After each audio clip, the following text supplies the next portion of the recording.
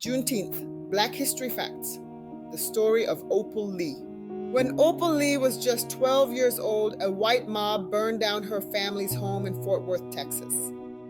They didn't want a black family living in their neighborhood, so they destroyed it, brick by brick, flame by flame. But what they didn't destroy was her spirit. Opal went on to become a teacher, a counselor, a mother, and a lifelong activist.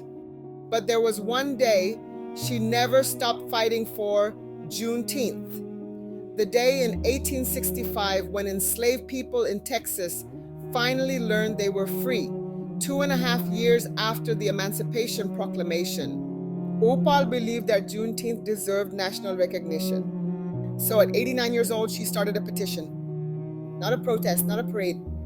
A petition with heart, hope, and history behind it. And America responded.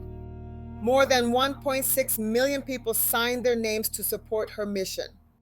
But Opal wasn't done. She laced up her shoes and walked. From Fort Worth, Texas to Washington, D.C., over 1,400 miles.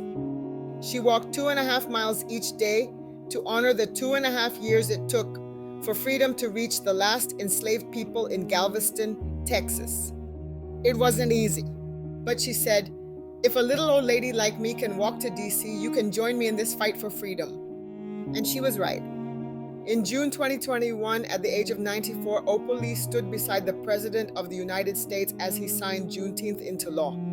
After a lifetime of teaching, healing, and marching, her dream was now the nation's reality.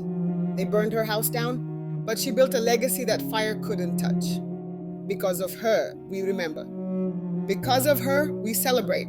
Because of her, Juneteenth is history, and now it's law.